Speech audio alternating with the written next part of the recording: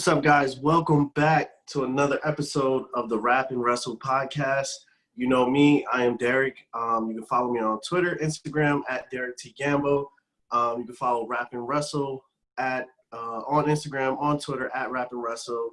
Today, it's a special episode. It's always a special episode, but it's really special today. I got my boy Joey Railroads from the American Sports Connection podcast.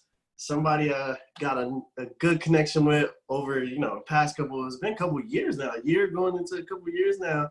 And, we just both been doing our thing, and we blossomed a very professional friendship.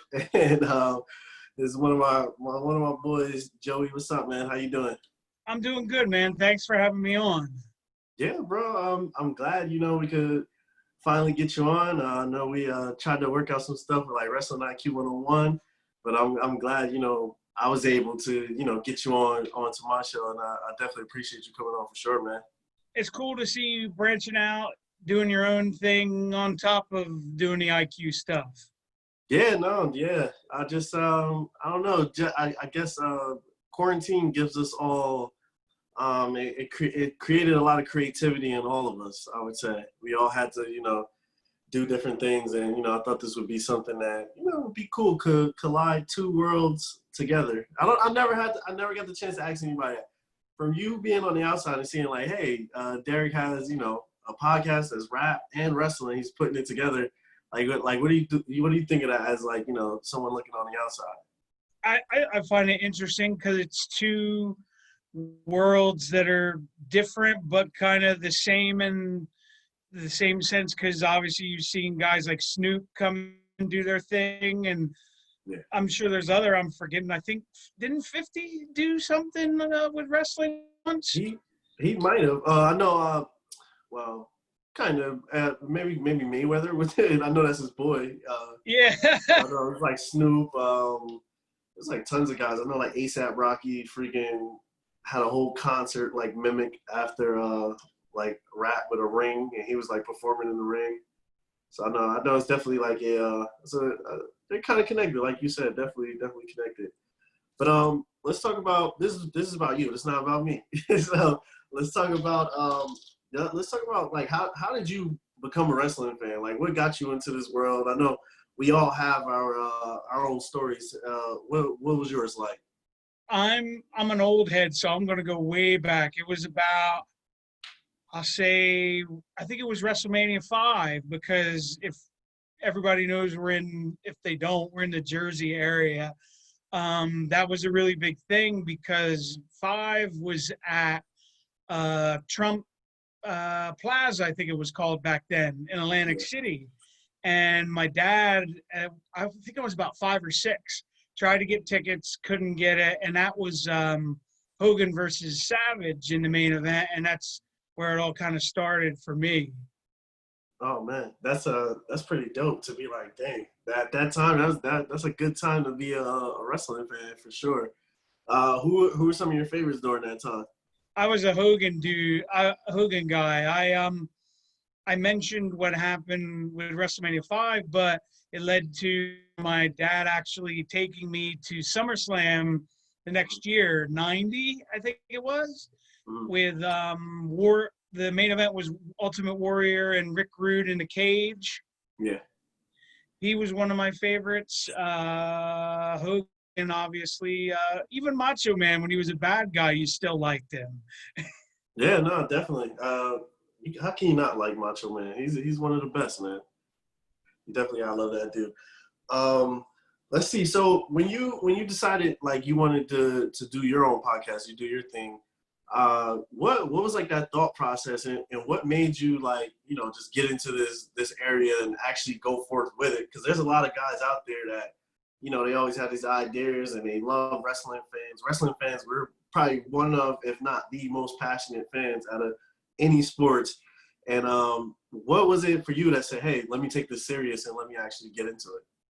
I just wanted to do something different, because at the time there was a lot of wrestling podcasts, kinda, but I kind of wanted to do things a little differently. Like I started doing This Week in Wrestling, where it was running down what happened on shows, but then that kind of evolved into more of a news type, hey, this is what happened this week, or like what you liked or what you didn't like, as opposed to being super formatted, you know what I mean? Kind of just winging it.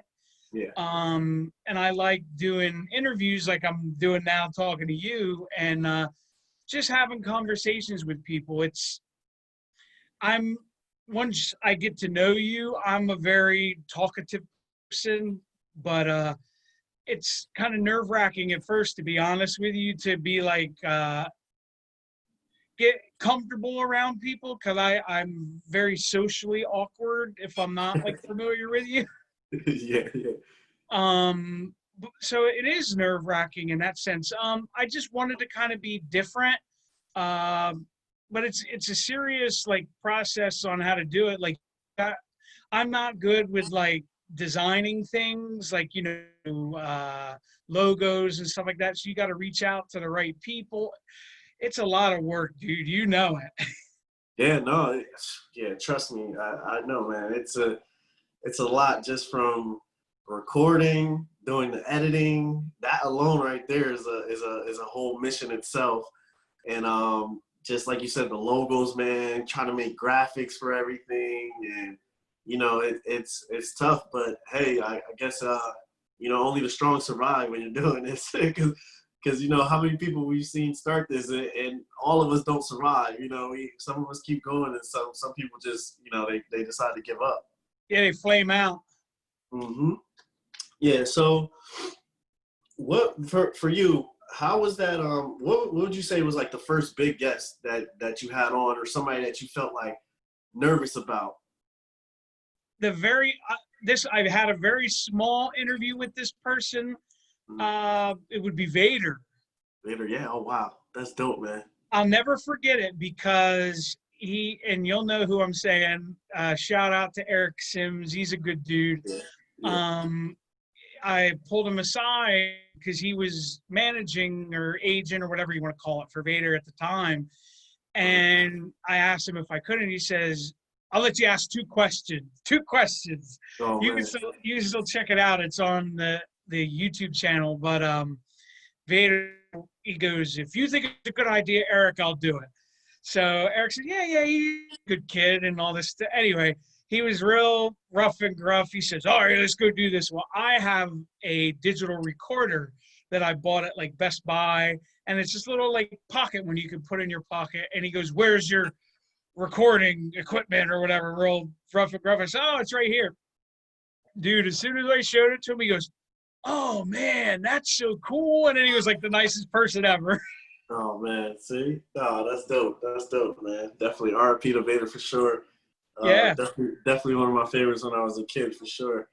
Oh, that's crazy. Yeah, man. I know people at this point, like I really don't get nervous anymore. Like, I don't know. I guess me and Andrew with Wrestling IQ 101, like we really don't get nervous. I know the one time we were like really nervous is like we talked to Al Snow, and I don't know, that kind of like, it just felt like it was like an interview that was like legitimizing us. Yeah. And we were just like, yo, this is Al Snow, like, dude, freaking legend. And we were both like mad nervous. And then, so sometimes people get kind of scared from Al Snow. So I was like, dang, we don't know what he's gonna say. What if he doesn't like the interview? This and that. We were just mad nervous. Yeah, I've heard stories. Yeah. But no, he turned out, he was like, dude, he was amazing. He was like, he was one of our best guests, and he was like hilarious, and he told us some great stories. And he was pretty cool, man. Definitely had a great time with him. There's another guy I'll tell you real quick. That was a holy shit, part of my language if I can't curse, kind of moment for me was when I interviewed PCO. Oh man, damn, that's dope too. Because I'll tell you exactly what I did. I literally just messaged him on Facebook Messenger, said who I was, said what the podcast was, wanted to have him come on, and he messaged back and he goes, here is my cell phone number. Call me. Let's talk. Man. Oh, man. And it was his number because he lives in Montreal, I believe. I said, well, I don't have international on my cell phone. Can I call you on my Skype app? Because I can, it's, free that way. Yeah, yeah, yeah. So he says, how long have you been doing this? I said, I don't remember. It's probably a couple of years at the time. Well, how many views do you get? I said, well, and he thinks about it for a minute. He goes, okay, sure, I'll do it. Yeah. Oh man. And See, the really cool thing, Derek, was after we did it, he goes, I had so much fun. You knew all the stuff that was going on, and I had tweeted it out the next day or that night, something like that. I don't remember exactly. And I tweeted, quote tweeted him in it with his information and everything. And he puts it on his Twitter and he goes, "You're a great interviewer," or something to that effect. So that was like, holy cow. yeah. No. See, stuff like that is dope, man. And people always ask me, they just be like, how do you guys get these people on your show? And I'm just like, we just message them. That's what we do. You message them. You don't be scared. You just message them, and sometimes people get back to you. Sometimes they don't. That's just the game. That's just how it goes. And sometimes you get people on, and it's like when you get those people on, especially like doing this, you have to take your shot, and you have to deliver when you take your shot as well. So it's like that. Like you said, you had a great interview, and there's some people that we've talked to at first. And once they get to talk to us and they do the interview and they see just how great we are, and they're just like, yo, you guys are very professional. You took the time. You did things creatively. Like, we really appreciate it. And I think those guys, they appreciate people like us who do that for them. Absolutely. And you got to know your stuff, and I'm not trying to be negative on people, but I saw this today. I just answered a tweet to this and she liked it. Was Lufisto said, what is your process, interviewers, when you interview someone? Do you look up their information or something to that effect? And I answered, I said, well, what I usually do, this is my process. I'll go back and see if they interviewed with someone in the last 6 months to a year, I'll say. And if they did, I'll listen to it and try to avoid asking those type of questions that they might have already been asked. Yeah. See, that's a good thing to do as well. I know I try to do the same thing as well, and I try to, like, I look for different things as well to like ask for it, as that people would be interested in, that's not necessarily wrestling related. Yeah. Because these people, at the same time, I think, you know how it is, like especially, let's say, like WrestleMania weekend, and then all these guys are coming through the airport and they're being hounded about wrestling. Same old. Yeah, and then it's like when you get the chance to talk to them, it's like, I'll talk about wrestling, but let's talk about you and other things you actually do besides wrestling. Show that you're actually a human, and you're not just here to just amuse us all the time. Yeah. Yeah. So let's see. So since we're talking about this, I'll go into this question. What would your advice be to someone that's deciding, like, hey, I want to get into this wrestling podcast business, or even podcast business in general? What advice would you give them? Ooh, if you're gonna do it, try to, I don't want to say niche, but try to like find something that you like, but that it's gonna stand out from everybody else out there. You know what I mean? Because there's a ton of us. Yeah, no, that's a fact.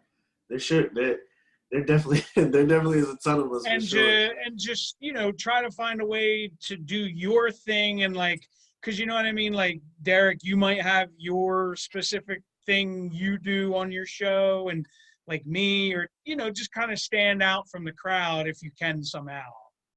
Yeah, no, definitely. I think that's a good thing to do for sure. I know a lot of time too. I see a lot of guys. They kind of get discouraged because they're not getting views and they're not getting likes and stuff at first when they first start.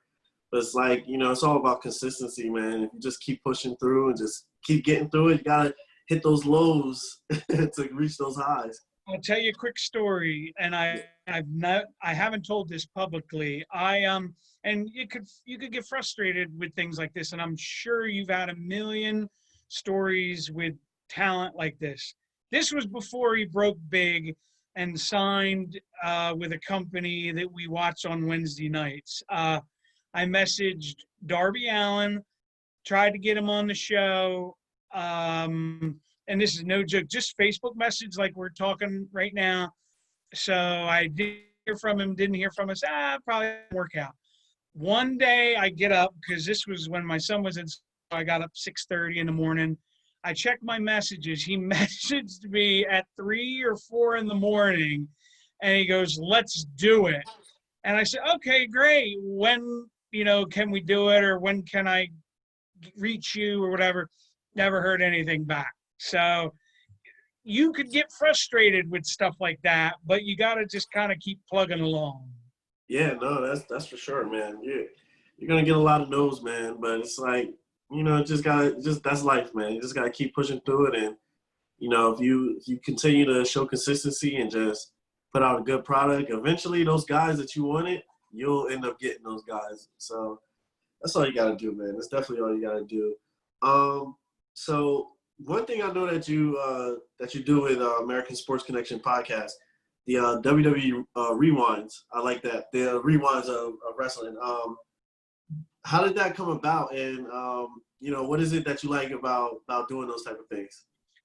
This is the honest to God truth. My buddy Lance that does it with me, he messaged me one day and he goes, "Hey," he said, "this is going back a ways, because I think Flair's podcast originally did it with Conrad." Mm-hmm.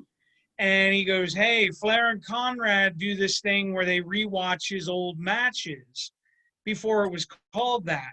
He's like, "We could do like a rewind show where we watch pick out different things on the network and rewatch like the top, I think it was 3 or 4 matches on that pay-per-view.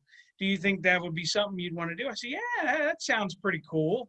So I enjoy it because it's we usually go back and watch stuff from the 70s and the 80s, and I'll watch stuff like from people I didn't even know, like their gimmicks before they were famous and stuff like that.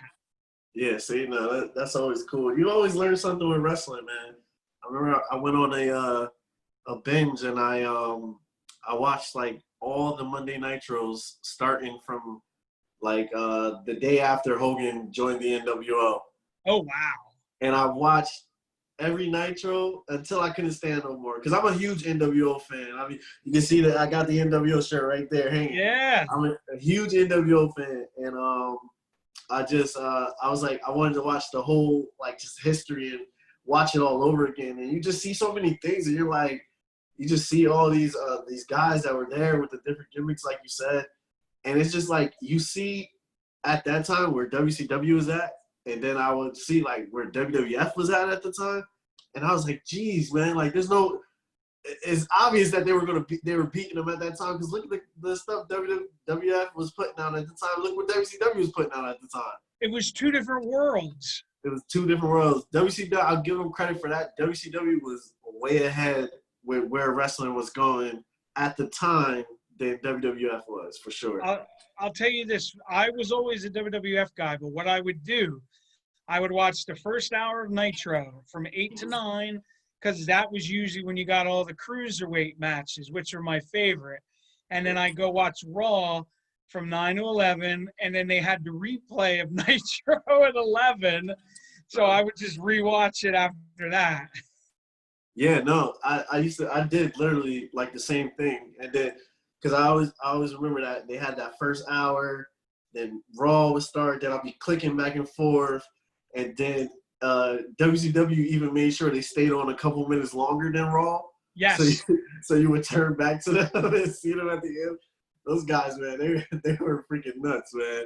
But I always tell the young kid, I say young kids like I'm old, but the younger guys, you will never see anything like that ever again in wrestling.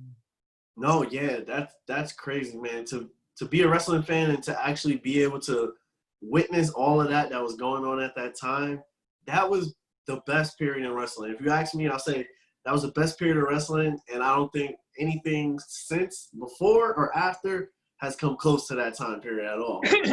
Absolutely not. Yeah, it's definitely nice. But, you know, they try to, you know, mimic and try to get close to that and relive that moment. We kind of got that a little bit with the Wednesday Night Wars, they call it, with AEW and NXT as well. Have you been checking those both brands out? I always watch AEW live, and then I watch NXT the next morning on the network. Oh man, see you got it down. I'm like I just started the like the Wednesday Night War reviews that I do, so I'm literally watching both of them at the same time. Oh wow! Yeah, so I'll pull one up like on the laptop, and then I'll have one on the actual TV, so I don't have to keep going back and forth. And it's actually interesting. Like since I did it, like my first episode I did on Thursday, like you see the things that happen. Some things are happening at the same time. You kind of see which matches are lined up against which matches. Yep. It's an interesting perspective that's on it. So I let them play at the same time. I'm like, oh, this is actually pretty dope, man. Like you see, you know, what's going on. What if you had to rule in favor of one side right now, like who do you think is putting out a better product? I personally think it's just AEW right now. And the reason I say it is because they're the new kids on the block, but they're still putting out a killer product right now, and it's different. Yeah, no, that's for sure. I think that's the good thing about them. One thing too, like this past Wednesday, we didn't talk about it, but Warhorse being on AEW, like who else is doing that? Bringing in just you know, random indie talent and you know, giving them that chance to get that spotlight on live TV. I'm super excited for that. Got to see Warhorse, and then our dude Eddie Kingston. Now he's with the company, and it's so cool to see. Yeah, no, definitely, they put out a great product for sure. At the same time, NXT does put out a great product for sure. Oh yeah. But it's just, I think it's just I don't know, we like new things. That's what I think that's what it is and too. I'll be honest with you. I think a lot of it has to do, and it's not their fault, but to me, NXT and the crowd kind of go hand in hand, and that really hurts them, I think. Yeah. How have you adjusted to watching like wrestling in general with no crowds in the audience? It's weird, but I'll watch some here and there, and I don't want to sound like the AEW fanboy, but I think the way they have their crowds now with everyone, it's the best out of all of them I've seen right now. No, no, I'd said this before, talking to Rob C from Bob Culture Podcast. And I told him, I was like, you know, if you're not even paying attention to the crowd, it's like you don't even really realize that there's not a crowd in AEW. It's like it just seems like it's a normal show. And you know, everywhere else I feel like you kind of could tell, like, oh, there's just random voices here and there in the crowd. I was gonna say it's how do I want to say it? It's with AEW, it's just people having fun and reacting to what happens, as opposed to in WWE, it's react to this when this happens. Like they're gonna knowing what's gonna happen. True. Yeah, I think it definitely is. It definitely is more structured for sure. Yeah, like if it was just more organic, I think it would come off better. Yeah, no, that's for sure.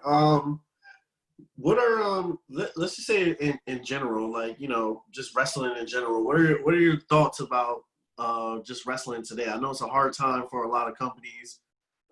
Just what are your thoughts in general on wrestling? I feel bad for, as I call them, the mom and pop companies, you know, because they're trying to survive through all this, you know, like people we know, like Colin over at Synergy and Matt with H2O, but and you know, there's a ton more, but wrestling in general, I think this is probably the best time I can ever think of to be a wrestling fan, for the simple fact of, if you want to watch wrestling, no matter where it is in the world, you could probably see it because of all the streaming services that are out there now. Yeah, no, definitely. That's for sure. And I would say even as wrestling fans, we've been spoiled because has wrestling been canceled for us? No, it's been altered. It's been changed. You know, we're getting a different type of product. But for us, like, we've been able to still watch live wrestling, you know, since this whole quarantine and everything started. So it's just, you know, for us, we're the lucky ones for sure. And let's see. So you know, we always go to a lot of indie shows, and you know, there's a lot of great indie companies out there. As a fan that's in the Jersey area or surrounding areas, what are some of the ones that you go to out here that you would recommend that fans should definitely check out? Oh my God, there's so many. Yeah. Shout out to my buddy Joaquin Morales. Got to check out Battle Club. They usually are running either in New York or North Jersey. You got to check out Pro Wrestling Magic, Anthony Levino and his guys. They run out of that Ridgefield Park building. Good Lord, Colin and Synergy. I watch them online. That's how I'm usually watching everything right now, just with everything going on. Check out Colin. Obviously, my buddy Matt Tremont over at Hardcore Hustle Organization, Game Changer. Obviously, everybody knows they just ran yesterday in Indy. God, there's Danny. I'm gonna always butcher his last name, Danny Damonto, over at ICW New York. Their show coming up this weekend. Check them out. Dude, you talk about spoiled. We're spoiled in this area. Yeah, for sure. We got a whole bunch of guys, man, and you know, for the most part, like, everybody puts on a great product, and you know, all those guys who run those places are all amazing. And you know, speaking of Joe Kim, I'm gonna be talking to Joe Kim soon. You know, I have interviewed him on Wrestling IQ 101, and I'm gonna bring him back on this show. You know, he's a good guy, and he's one of those guys that puts out a great product for sure. Colin West, what can I, you know, say? What can I not say about Colin? You know, he's a great guy. He's always looked out for us from, you know, when we first started. I love that dude. He's literally like family to me. And you know, also you know, just starting up standalone TCW with Chad Minez and Billy Fesky. Those guys. Hey, there's so many people. I forgot them. I'm sorry, Chad. Yeah, Chad's another one, man. He always looks out for us little guys. You know what I mean? And helps us out with whatever we need. And you know, he's always setting up interviews for us and letting us talk to people we probably normally want to get to talk to. Even Boardwalk Beatdown. How can we forget about that, man? How was that experience? We haven't even really talked about Boardwalk Beatdown after that. How was that experience for you? That was really cool. Cause Sting literally walked past my table. Oh man, that was nuts, dude. And Chad, I had to like mark out for a minute and yelled his name, and he saw me and like pointed at me. So that was kind of cool. Dude, that was a pretty dope event, man. Chad put together a great event, and you know, where else are you finding the Bullet Club, Goldberg, Sting, like all in the same building at once? That was pretty nuts, man. Yeah, what was that? Not to switch it up on you, but what was it like for you hanging with Sue? Oh, it was great, man. Yo, dude, that whole just like, you know, weekend that we were there, it was amazing. We were even at the I guess like a Q&A dinner. We were there too. Yes. So you know, freaking, you know, Andrew's a mark. He freaking loves Virgil. You know, he loves Virgil to death. So we actually we got to sit with Virgil and have dinner with him. So wow. Yeah, you know, for us, there's probably only been 2 episodes out of 160 that we have not talked about Virgil on our podcast. So that for us, that was cool. Sitting there, with Sue Young, that's amazing. Because you see Sue on TV, you know, she doesn't talk. You know what I mean? She's doing the Susie thing now. Now she's branching out and she's talking.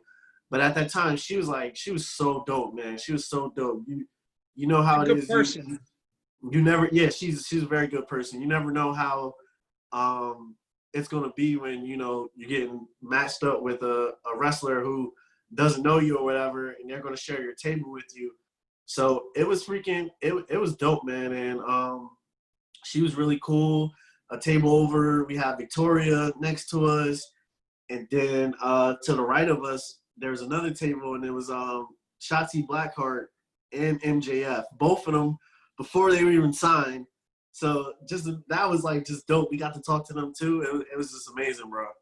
He doesn't talk to me. He's always in character when he sees me.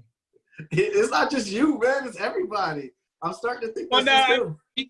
yeah, we always used to mess with me. He saw me when I was walking around, and he's like, "What? They let trash like you in here?"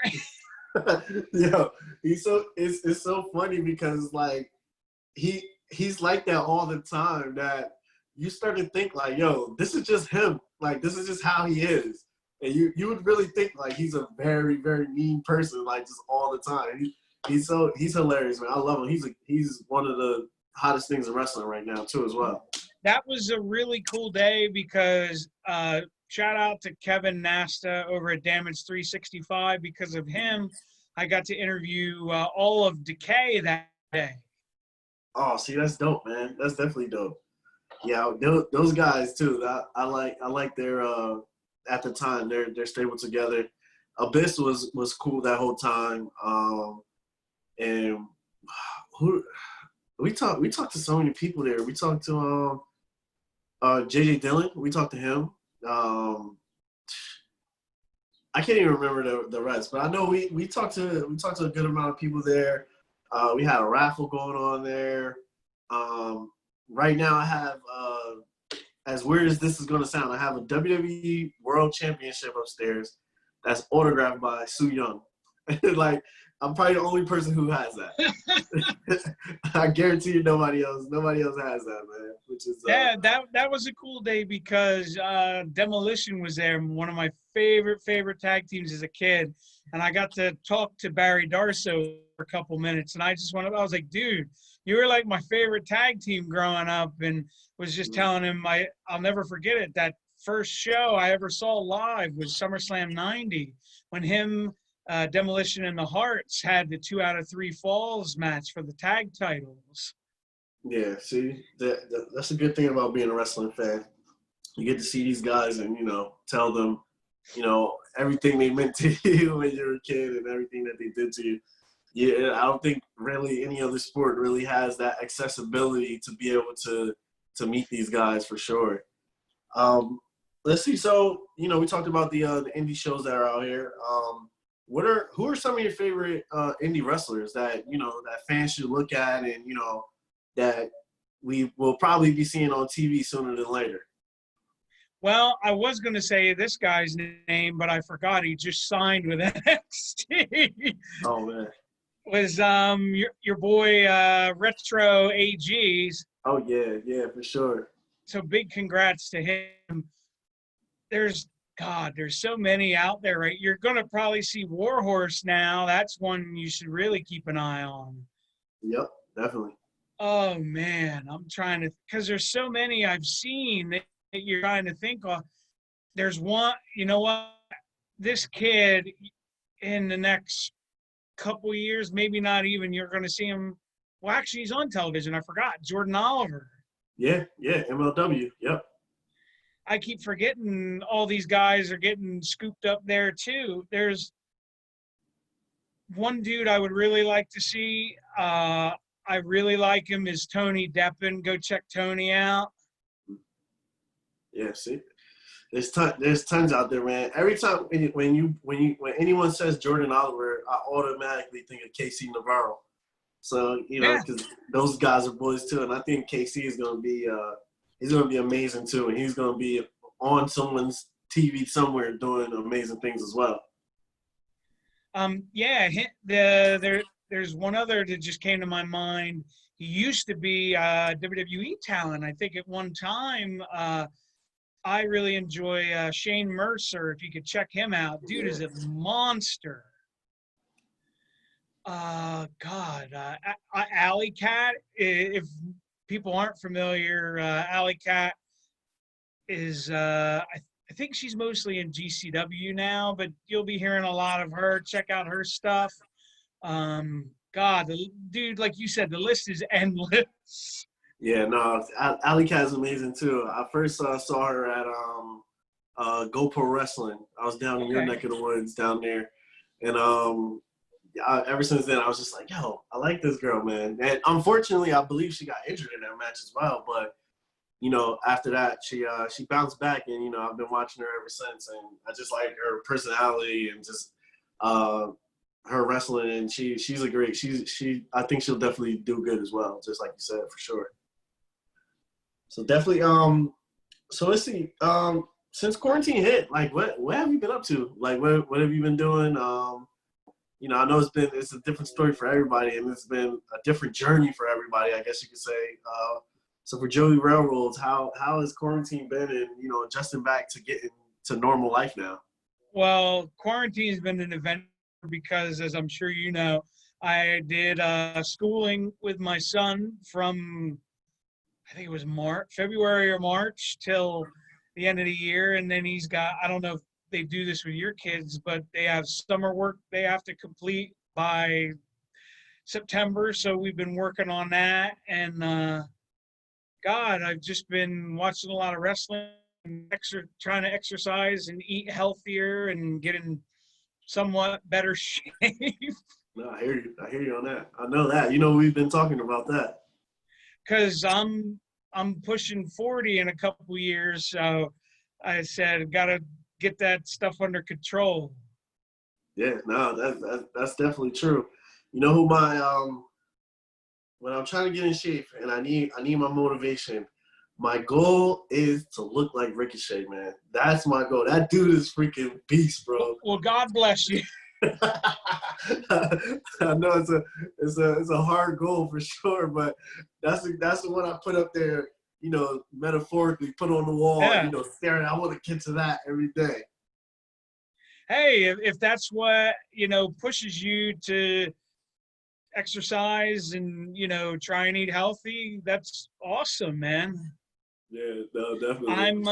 I'm trying to get to a certain number. I'm probably a few pounds away from being about 100 pounds down from what I was this time last year. I'm trying to think off the top of my head, about like 20-ish pounds I made like two goals. The first one is the easier of the two. Yeah. You know, to get to a certain number. And then the other one is like, I want to be between this number and this number. Hey, man. Hey, I know you'll definitely do it, man. And you've been killing it so far. So. Well, my 12-year-old is giving me motivation because this is a true story. It's an hour of cardio on my elliptical a day, and then I do 300 push-ups a day. Oh man, see, that's but not at once. Yeah. No, hey, as long as you do it, that's all that matters. I do 100 straight through 3 times a day. Well, anyway, the reason my 12-year-old motivates me, when I do them, he tries to remind me, this is almost a daily thing now, that he reminds me my push-ups are pathetic. Oh man, see that? Hey, that's sometimes you need the tough love, right? Yeah. Well, when I told him, I said, hey, buddy, I lost X amount, or I'm at this number. And he says, well, that's good. But he says, you're still not there yet. Oh, see, hey, man, it's all good, man. You'll definitely get there. And I'm pretty sure you'll be happy for you. I know that for sure. Oh, man. So as far as the American Sports Connection podcast, what are like some things you've been working on, or are there like goals for you for the rest of this year, or things you want to do, or things you're kind of working with? I can tell you this because I messaged you about this last night, and I posted it on Twitter. Excuse me. I'm sitting down with my boy The Struggles tomorrow night, who, if those that aren't familiar, he's got his own podcast, one of the very few I listen to. the Spotlight series, but he also has his hand in stuff with ICW New York. So we're going to sit down and run down their deathmatch circus weekend coming up, because they have 2 shows, one Friday and one Saturday, I believe, and then other different things. New Jack's going to be there, so God help us all. But, we're going to run all that down and see what's going on. Hopefully try to get some more interviews here and there. I messaged some people in MLW, I won't name who, to see if I could get them to come on. But man, sometimes they answer you and sometimes they don't. Yeah. It's a tough one, man. It's always some of those guys too. You always you got to get approval from up top for them to do some of those things, and some of them could just do it if they want to. But yeah, man, I'm excited to see what you got coming up next, and definitely I can't wait to hear your next interview, struggles, and just what's in the future for you, man, for sure. I appreciate it. You know how it is, man. I always say sometimes you'll just have one interview for an extended period of time, and then sometimes you'll get like 5 or 6 all in a row. Yeah, no, that's how it is, man. You just gotta take them as you can get them. Like this week, I'm doing. I got, I'm talking to you today. Then tomorrow I got 2, and then hopefully next week I believe I have like 2 as well. So I'm just peaks and valleys. Yeah. I'm trying to get the work in, man, and get everybody on and just work around everyone's schedule, and just how it is, man. Just trying to help everybody out for sure. Especially the parent life, man. It's an adventure. Yeah, it's an adventure, but it's one of those that's worth it. That's for sure. Oh, absolutely. But from a scheduling and all that type of stuff, you always gotta find a way to make it work. No, definitely for sure. All right, so let's see. If I asked you to give me your top 5 wrestlers right now, off the top, put you on the spot, who would you say are top 5 wrestlers? I would say I'll say top 5. It's easy to do all time, so I'll say top 5 today. Anywhere. Anywhere. You can mash them up as much as you want. Well, I think you have to put Okada up there. Okay. See, I like that. Oh man, I think regardless of everyone complaining about him and his booking, Omega has to be up there. Definitely one of the best. Oh man, AJ has to be up there for sure. I still say Brian, even though you don't really see him doing a lot of things, but everything he does is good. Yeah, no, that's for sure. Just had a baby as well, too. Yeah, congratulations to them. I'm trying to think. Think of one more. See, this one for me is more of a subjective one, because I've never seen the guy have a bad match, and he's finally getting more pub, I guess you would say, recently. For me, it's Drew Gulak. Oh, Gulak, yeah, man. He's great. I've never seen the dude have a bad match. Yeah, no, he's definitely great, man. And it's kind of a shame. I know you talking about how you watched that first hour of WCW for the cruiserweights. It's kind of a shame how 205 kind of didn't hit a peak, man. Because all those guys there, that talent was amazing. They had Gulak, Leo Rush was in there too at the time. It's just like, these guys were freaking amazing. I was talking to somebody, and they were like, oh yeah, Leo Rush was great as a manager. I'm like, dude, Leo Rush is a wrestler, bro. I was like, you got to see Leo Rush wrestle. Bump all that managing stuff. He's a great wrestler. When I watched the Cruiserweight Classic, I wasn't super familiar with this guy at the time, Grand Metalik. Yeah. I said, as soon as I saw him wrestle, I said, if WWE was smart, they should make this guy the next Rey Mysterio. That dude is that talented.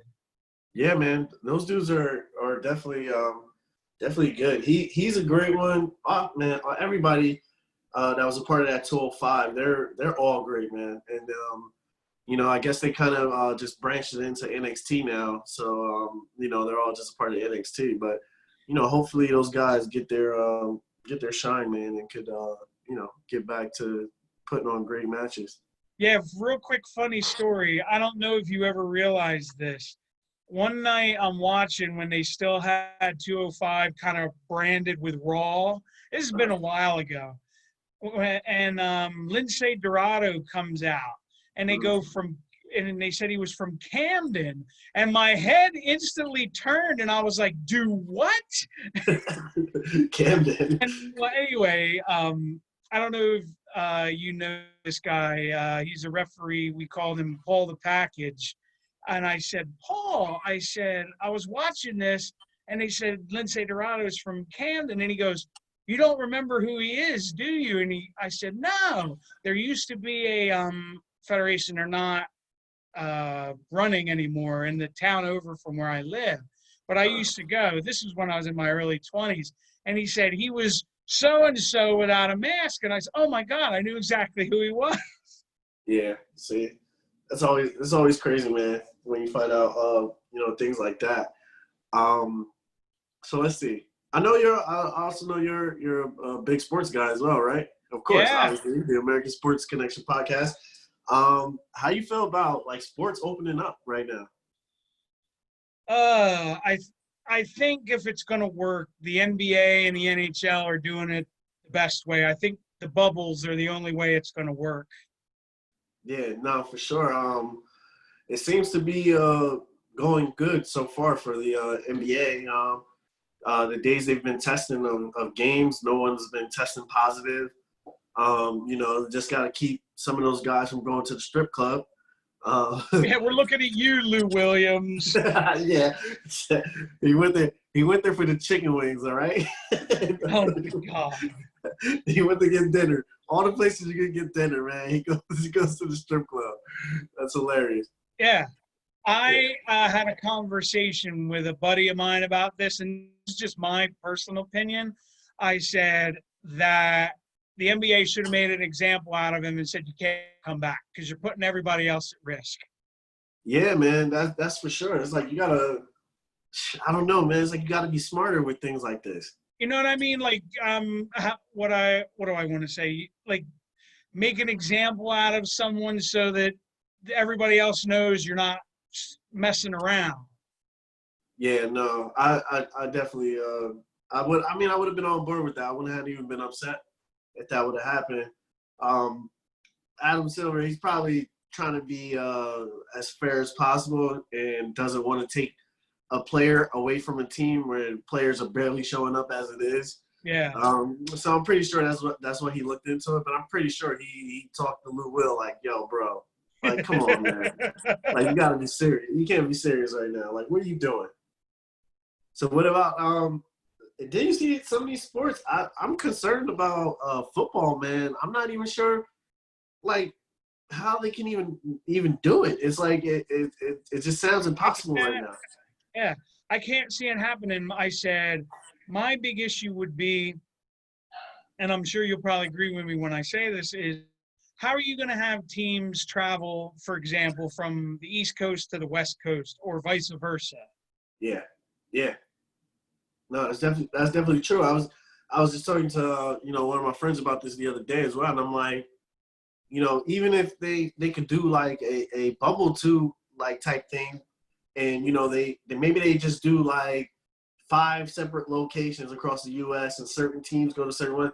It's still so hard because your schedule is just people from all over, and then now these guys they have teams. They got teams of 50 people. It's not just like, oh, bring your 12-man roster. It's like, no, you got 50 people on each team. It's crazy. Well, and they're in close contact with each other because obviously you got to tackle the guy. Yeah. No, that's for sure too. And I'm just like, I don't see it. And the thing too is Roger Goodell. He put out a statement, but it's like he hasn't up until like just recently haven't really even had a plan on how he's going to make this work safely for the players. To me, it's a joke. They've had what they were 6 months or more they've had because they saw what's happened to all these other leagues to figure out a plan. It's like it's just nuts. And the same thing. And then don't even talk about baseball, man. I think baseball is going to get canceled. I think they're gonna shut it down. I don't know if you saw, they said the Cardinals, they canceled their series this coming week, and there could be as many as 13 guys that are testing positive now. So it's just nuts. Think about how you have baseball, who's probably going to shut down, and those guys, besides if you're catching the ball and maybe you're trying to tag somebody out, they're not even touching each other. And then it's like, you're going to have football? There's no way that you're going to be able to do this. I really don't understand it. It's crazy. I don't know. I said the same thing. They'll be lucky if they even get part of the season in, because I don't think they'll even finish it, to be completely honest with you. Can you see this? Look at this, right? So Tom Brady finally comes to the Bucs, and look at this. We might not even get to see him play at all. How bad is that, man? How bad is that? That hurts for me, man. I'm hurting right now. Yeah, does that mean Gronk will go back to being retired? Dude, I have no idea. It's like, you got to think, like, for us, it's like we finally got a quarterback, and it's like Brady, what is he going to – Brady probably doesn't have too many years left in him, so it's like, this is getting spoiled by us, man. They don't want us to win. That's what it is. Horrible, man. Horrible. Hey, I bet you the Saints feel the same way with Drew Brees. Oh yeah, that's for sure too. He's another one too. He's up there too with Brady when it comes to age and playing in football. And I think they had hinted this was going to be his last year. Oh boy, can you imagine? That would be tough for them. But hey, I mean, we'll see how it goes. Hopefully, they can do sports safely. I'm not one of those guys that's like, oh, I need my sports and this and that. Even though I enjoy sports a lot and I'm a big fan of sports, at the end of the day, I want these guys to be safe. They have families as well, just like we do. I want them to live, be there to provide for their families. So, hopefully everything gets worked out in all these leagues and, we could be entertained and these guys could be safe at the same time. Absolutely, man, because I really don't – I think the NBA and the NHL will get their season in, but I think you won't see the others, I think, go back to normal, whatever normal is going to be, until they find some type of medicine that can fight this thing or a vaccine or whatever you want to call it. Nice. Got you. Have you been able to go into any of the outdoor shows that they've been having? Some of the indie shows? No, I've been watching on IWTV. IWTV. Okay, perfect. Yeah, they a lot of these guys have been putting on a lot of great shows at these outdoor events. I believe Synergy has one coming up as well. Yes. I don't know the exact date, but I will post it when I find out that date. The 29th, I want to say. Don't quote me. I feel like that's right. 28th or 29th, one of them. But I'll post it. Sorry, Colin. Don't worry, Colin. We got you back, man. We're going to post it anyway. Yeah, that's great. I know TCW has some outdoor stuff they've been doing, standalone. The drive-in stuff, right? Yeah. That's actually a pretty cool thing. I haven't gotten to go to it, but I know it's like drive-in and bring your own chair, which is pretty cool. So I'm like, it's great for them to be able to evolve and do these outdoor shows for the fans and stuff like that. So let's see for fans that they want to check out Joey Railroads, they want to find the American Sports Connection podcast. Where are you guys streaming from? How can they find you? And social media and all that too. How can they find you and connect with you? The easiest way, and I learned that after some time, it's Twitter, Instagram, Facebook, all at ASC Pods. You can find it on YouTube, youtube.com/ASC Pods. All nice and easy. See that? Give everything the same name, right? I learned that after a while. Yeah. Hey man, it's all good. That's the easiest way to do it for sure. Joey man, yo, I appreciate you taking out this time for sure. Definitely enjoyed talking to you. I'm glad we can connect. I definitely in the future want to do some other stuff with you, man, and bring you back on. I got a lot of cool ideas and things I want to do for the show. So definitely you guys will see Joey back again for sure. And just thank you for today, bro. No problem, man. Thanks for taking the time. Yeah, no, definitely. A lot of great things coming up from the American Sports Connection podcast. A lot of great things coming up from Rap and Wrestle. A lot of great things coming up from Wrestling IQ 101. I just made my job a lot harder because now I got to promote 2 podcasts. But, thanks for checking out this episode. You can follow us on Instagram, Twitter, Facebook at RapnWrestle. Make sure you like this episode, subscribe on YouTube, iTunes, Spotify, all those places that we stream for. And for this episode, we are out, guys.